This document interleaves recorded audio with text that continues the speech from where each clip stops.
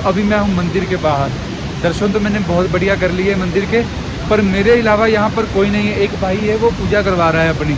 हम 2 ही यात्री आज दर्शन करने आए हैं पूरे दिन में।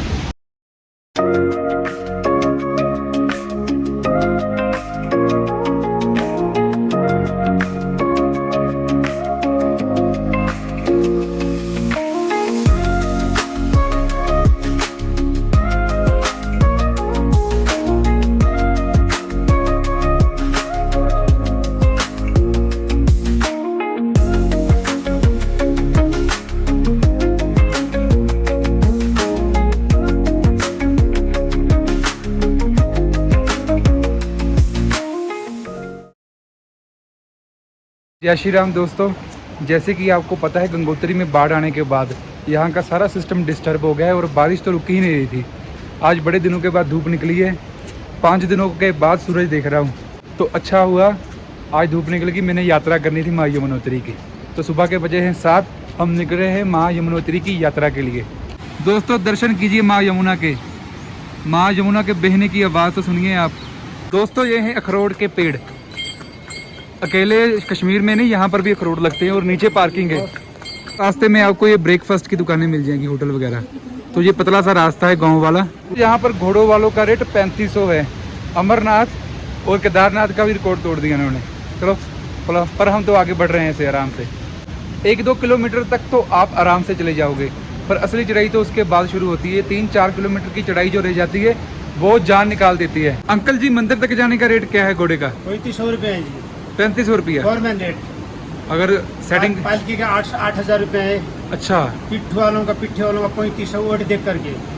अच्छा अगर सही रेट हो तो क्या होगा वो? और सही रेट तो आजकल सही रेट है ना, आजकल तो रेट सही है। ओके दोस्तों 3500 मांग रहे हैं, इससे अच्छा तो पैदल चल के जाएं। ठीक है, ये सरकारी रेट बोलते रहते हैं। 50 रुपये या 80 रुपये रेट होती है सरकारी फीस, उसको उसमें से काट कर इनको मिल जाता है 3400 या 3300 जितना भी मिलता होगा।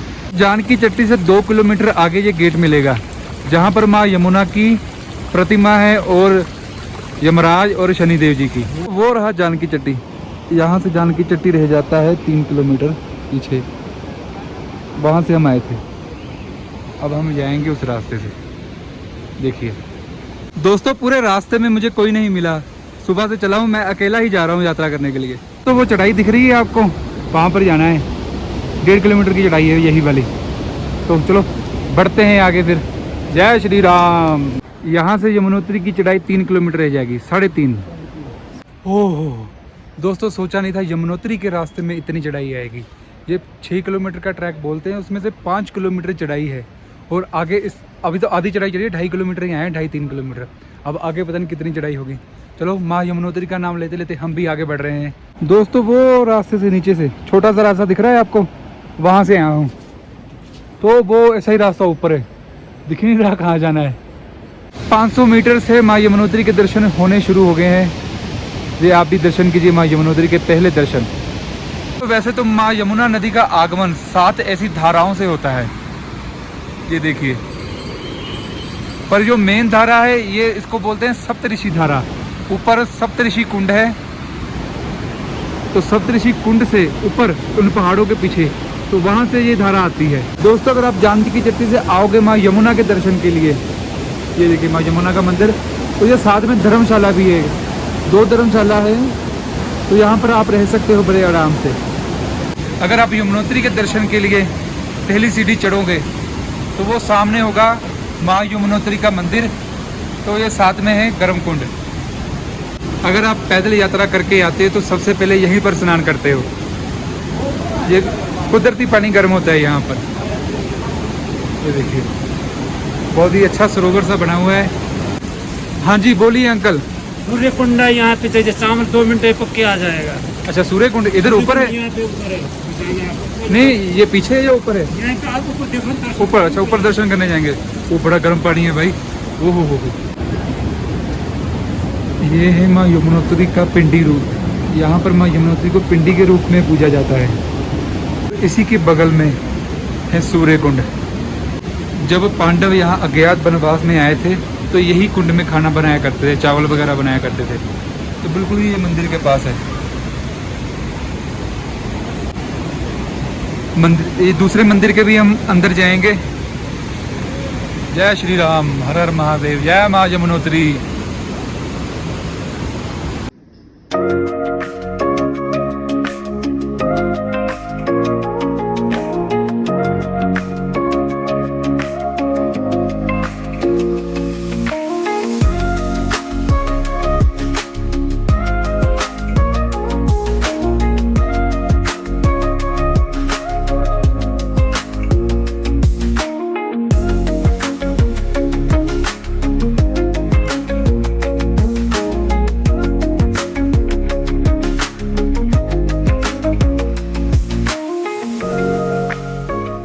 अभी मैं हूँ मंदिर के बाहर। दर्शन तो मैंने बहुत बढ़िया कर लिए मंदिर के, पर मेरे अलावा यहाँ पर कोई नहीं है। एक भाई है वो पूजा करवा रहा है अपनी। हम 2 ही यात्री आज दर्शन करने आए हैं पूरे दिन में। माँ यमुनोत्री के बगल में ही बिल्कुल हनुमान मंदिर है। वैसे तो ये शालिका दास जी ने बनवाया था।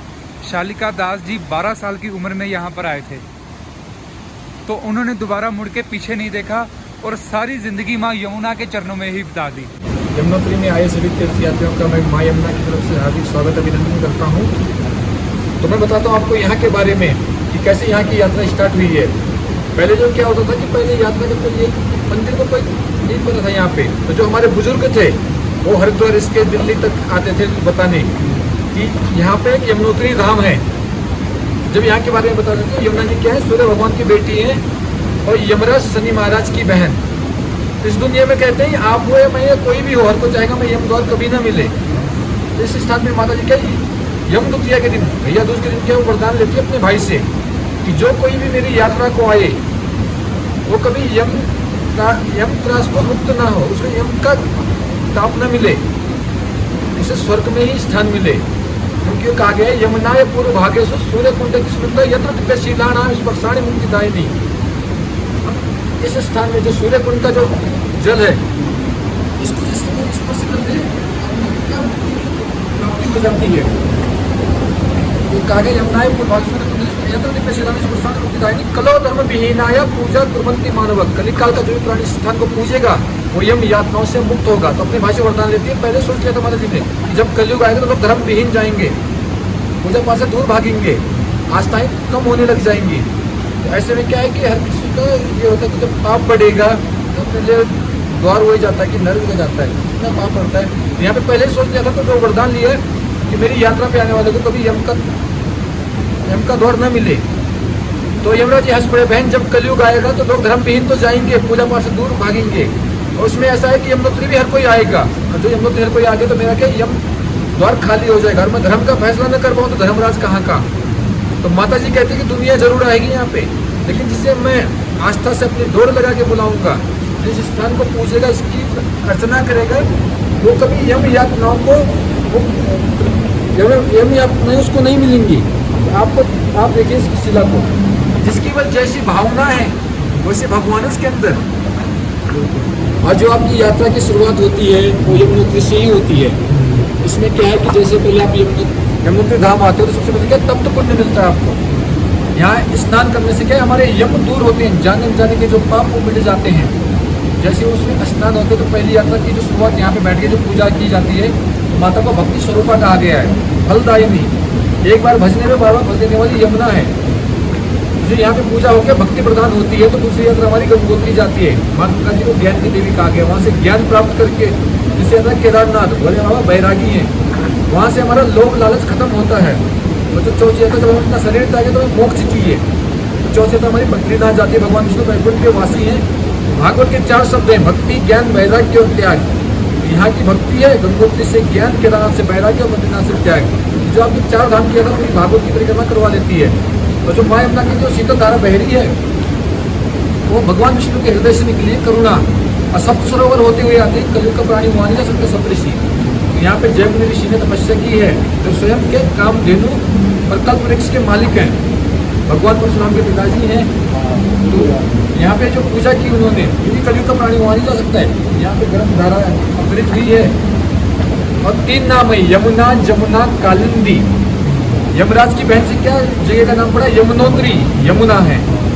जयमुनि ऋषि ने तपस्या की तो जमुनोत्री, जमुना नाम। और एक कलिंद मस्तक से निकलती है, काला पर्वत है पूरा, जिसका नाम है कालिंदी। और भगवान कृष्ण के 16,108 पटरानियां हैं।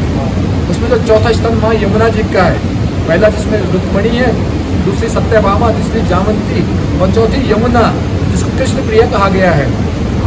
16,108 में जो चौथा स्थान है। और माता जी को कहीं भी देखो तो माँ यमुना और कृष्ण का एक ही स्वरूप है। कछुए पे सवार करती है, माँ यमुना का वाहन है। एक बात और पूछेंगे, जो अभी मैं उतर आया हूँ यात्रा करके नीचे जानकी जट्टी में। तो मेरा पहला धाम हो चुका है। तो आपकी सपोर्ट और आपके प्यार की वजह से मेरा पहला धाम हो गया। अब 3 धाम रहेंगे। यहाँ से 1 हफ्ता लगेगा गंगोत्री को जाते हुए।